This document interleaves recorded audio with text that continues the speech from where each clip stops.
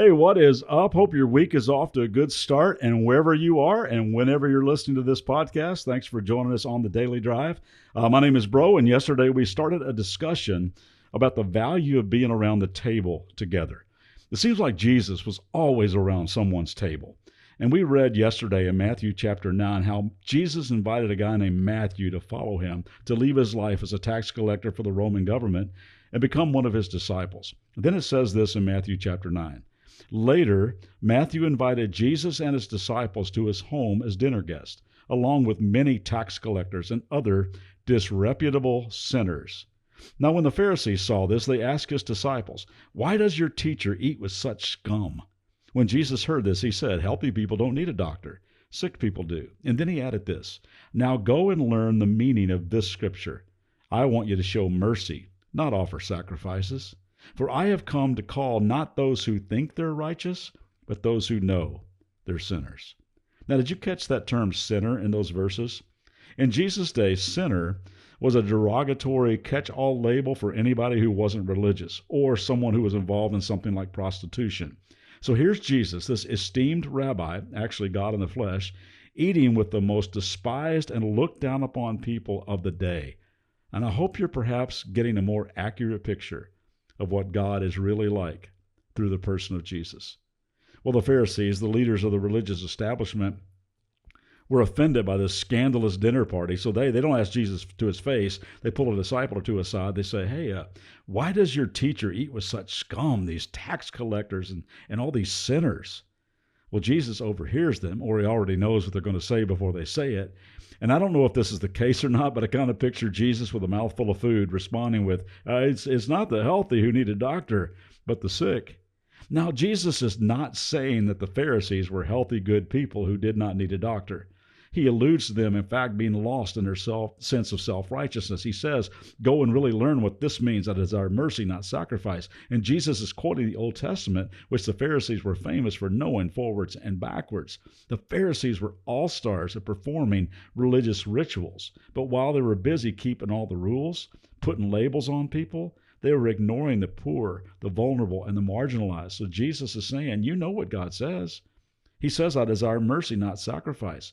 But you don't really know what that means, because if you do, you certainly aren't living it out. You see, Jesus was on a mission with his life, and the Pharisees just didn't get it. And this tension between Jesus and the Pharisees over who Jesus ate with is not an isolated incident. They were on him all the time about it.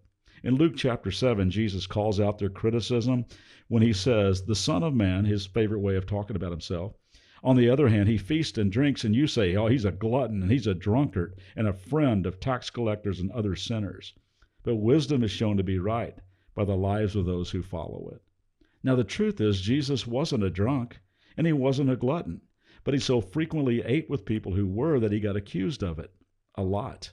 What we see in Jesus' life is that eating, being around a table with other people, was important. It was integral to his mission.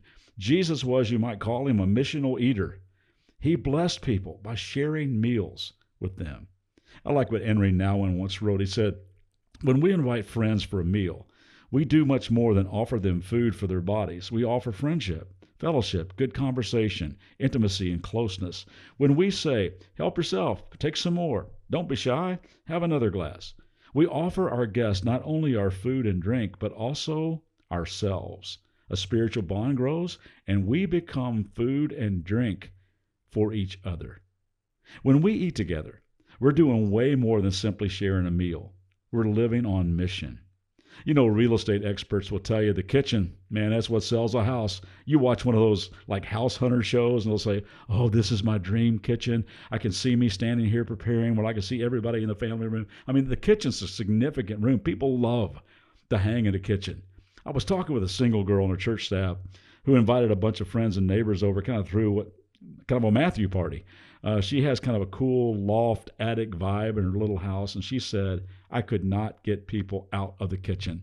I cleaned my entire place. I had candles going, I fluffed the pillows on my comfy couches, and they spent the entire night sitting on the countertops. And I just think that says something about her.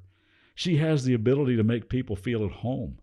Just like with Jesus, people sense that she genuinely likes them, that she values real community. They feel like they can just be themselves around her. Her kitchen feels like a place where they belong. They know that her fridge is their fridge.